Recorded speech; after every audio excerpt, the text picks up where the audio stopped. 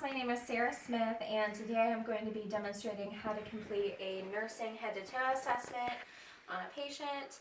This is my participant for today. He's going to help me demonstrate how to complete this assessment. So first thing I would want to do is verify name and date of birth, and then I'd go ahead and collect a health history on the patient.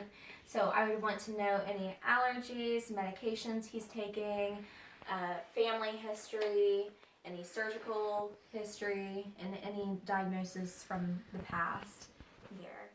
And then after that, I'd go ahead and look at the general appearance. So the patient is in no acute distress. Skin skin is even in appearance and appropriate to ethnicity.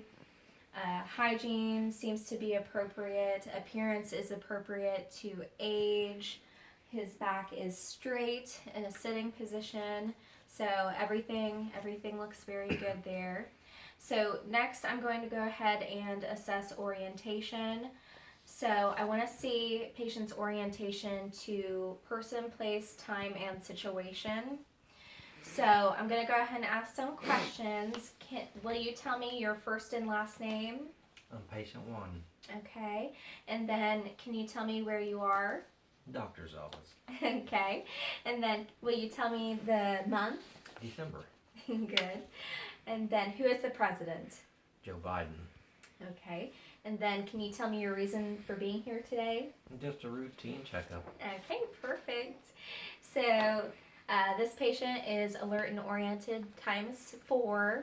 So next we would complete some vitals. We would get the patient's blood pressure, pulse, respirations, oxygen saturation, temperature, and pain rating. So you would ask the patient on a scale of 0 to 10, 10 being the worst pain, how would you rate your pain? A 0. Okay, very good. So this patient is in no acute pain at this time.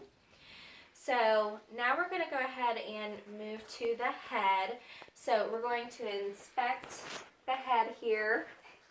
So upon inspection, the head is normocephalic. Inspection of the hair, I don't see any infestation. I don't see any lesions. On palpation, there are no abnormal lumps. So everything seems good. And then looking at the face, everything is symmetrical there. So that's good. So now we're going to go ahead and assess cranial nerve 7, which is the facial nerve.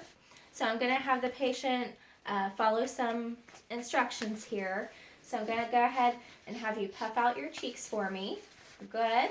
And then you can go ahead and relax. And then raise your eyebrows. Good. And relax. And then close your eyes tightly for me. Good. Good. Okay, relax and stick out your tongue. Good. Okay, so next we're going to go ahead and look at the eyes. We will check PERLA, which is that pupils are equal, round, reactive to light and accommodation.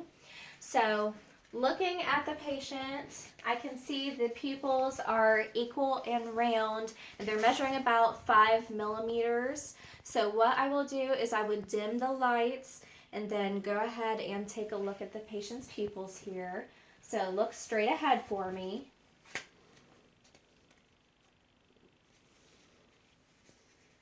Good. So the pupils are reactive to light, and they're measuring about 3 millimeters constricted there, so that's good. So next I'm going to use my pen light to see if the pupils accommodate.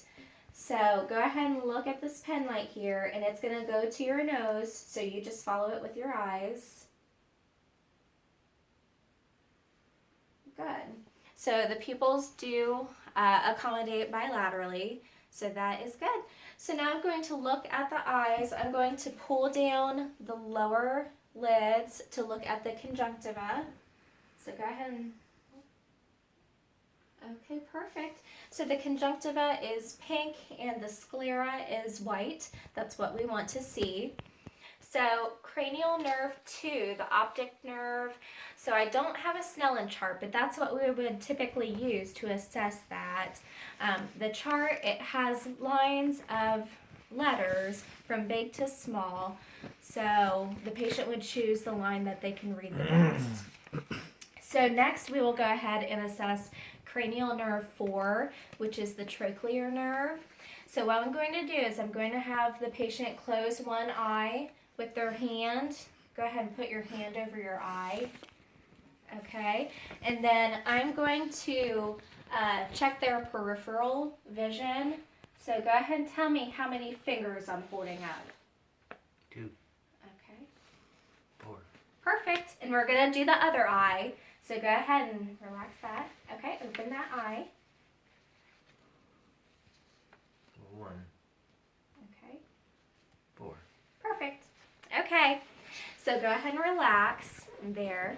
So the next we're going to assess cranial nerve 3, which is oculomotor, and cranial nerve 6, which is abducens. So we're going to do this by using the 6 cardinal positions, and what we're going to do is check for any shaking of the eye, which is called nystagmus.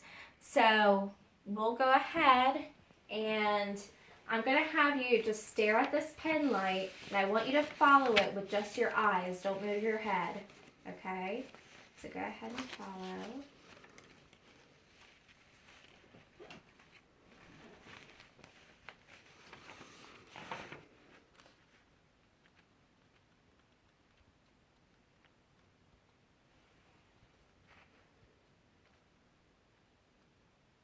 Perfect.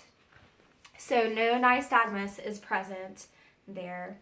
So next we're going to check cranial nerve 8, which is the vestibulocochlear. And what I will do is I will plug one ear and whisper into the other. So go ahead. I'm going to plug this ear, and then I'm going to whisper into his other ear. And I'm going to have you repeat what I say.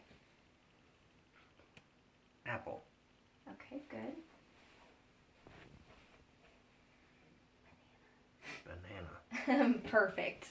Okay, so that nerve is intact. So onto the nose, I'm going to have the patient look up so I can go ahead and examine the nares. So I'm going to use this pen light here. Okay, good. So no redness, no drainage is present. So everything's good. I'm going to have you plug one nostril and breathe. Okay, plug the other one. Okay, so the nares are patent. So they're patent bilaterally there. So now we're going to do a smell test. So I'm going to have you close your eyes, and then I'm going to have you smell something and see if you can guess what you're smelling. Okay. So smell. Vanilla. Perfect. Okay. And then I'm going to go ahead and assess cranial nerve 1, which is olfactory. Okay, so now we're going to assess the mouth. We're going to look at the mucous membranes here. So go ahead and open your mouth for me. Okay, and go ahead and say ah. Ah. Okay, so the patient's mouth is, the mucous membranes are pink and moist. He does have his teeth intact. And then I went ahead and assessed cranial nerve 9, which is looking at the uvula there. So the uvula is rising and falling with the patient saying ah. So cranial nerve 10, the vagus nerve, that's intact because the patient is speaking without any hoarseness, and he is able to swallow appropriately there. So then we will go ahead and check cranial nerve 5, which is the trigeminal nerve. So I'm going to have you clench your teeth for me, okay? And then we're going to palpate the temporal muscle, okay? And then go down here to the masseter muscles. Okay, and that's perfect. So that nerve is intact there. I'm going to have you open your mouth against resistance. So go ahead and open your mouth. Good. So that's intact. Now go ahead and stick out your tongue and move it side to side. Perfect. Okay, so this shows cranial nerve 12. The hypoglossal is intact. So next we will go ahead and test range of motion. So I'm going to have you look up for me. Okay, look down. Look to your left. Put it back in normal position. Okay, and look right. Very good. So this patient has normal range of motion here, full range of motion. So I will also have the patient go ahead and shrug your shoulders. Okay, so that is perfect. This shows cranial nerve 11. The accessory nerve is intact. So I'm going to go ahead and assess the carotid pulses one at a time. Good. Good. So carotid pulses are +2 bilaterally. Next, I'm going to auscultate the carotids for any bruits.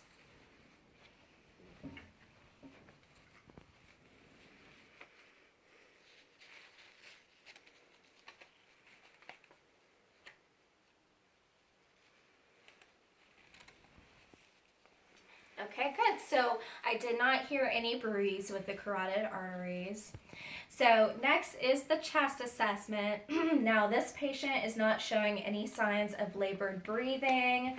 Looking on the side, there is no barrel chest there, so that's good. No use of accessory muscles. So we're going to go ahead and palpate for any abnormal lumps or tactile fremitus. Okay, so I don't feel any abnormal lumps. Now I'm going to go to the posterior chest, and I'm going to use this side of my hand, and in the position of listening to the lung sounds, I'm going to have the patient say 99. So come over here to look. So go ahead and say 99. 99. Okay, say it again. 99. Okay, and again? 99. Okay, perfect. So the vibrations are equal bilaterally there, so no tactile fremitus is noted. So next we're going to look at, okay, so now we're going to listen to the lung sounds. So I'm going to listen to the anterior chest first with auscultation. So I'm going to start above the clavicle here. And then I'm going to have the patient deep breathe for me.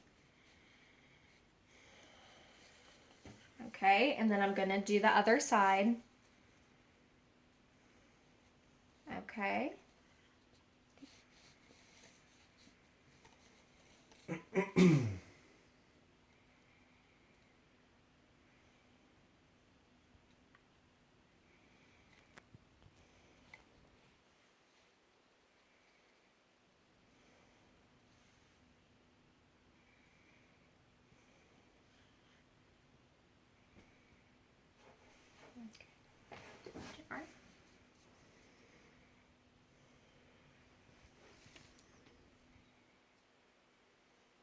Okay, very good. So those lung sounds are clear bilaterally. So now I'm going to listen to the posterior chest. So I'm going to start again at the top here. So go ahead and deep breathe for me.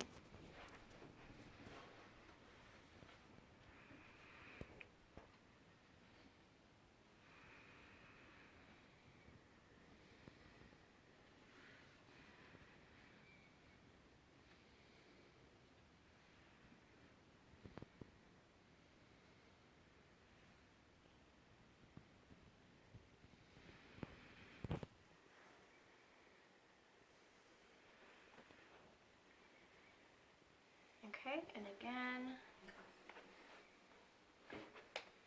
And again. Okay, very good. So the lung fields posteriorly are clear. free of any wheezes, crackles, any adventitious lung sounds. Okay, so now we're going to go ahead and listen to the heart. So we're going to start over on this side here. So we go with the valves. So aortic, pulmonic, Erb's point, mitral, or tricuspid, and mitral. Oh. Okay, so we're going to go ahead and listen to the heart sounds here. Just breathe normal. And we're listening for lub dub.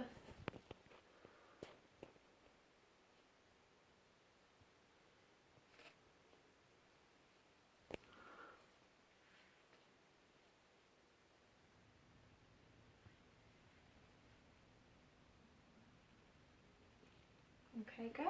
And then we're going to turn the stethoscope to the bell, and we're going to listen for any bruits.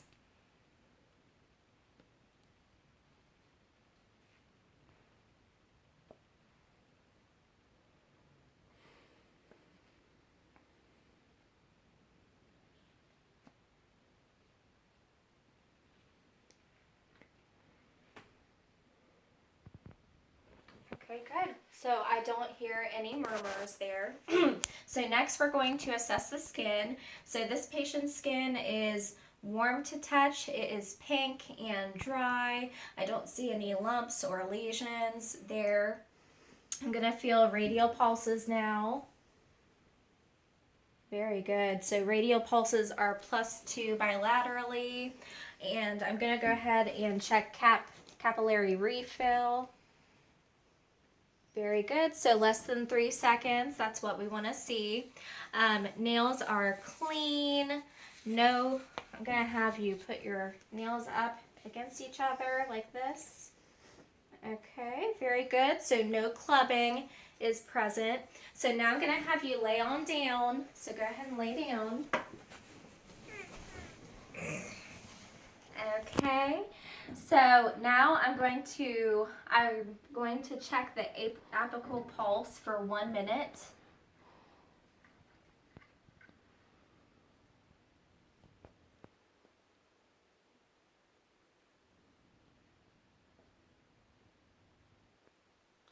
Okay, so the apical pulse is 60 and normal and rhythm there. So let's see, we're going to go ahead and work our way to the abdomen. So looking at the abdomen, it is flat to rounded. I don't see any lesions there. So what we're going to do is we're going to go ahead and auscultate, palpate, and see if the patient has any pain.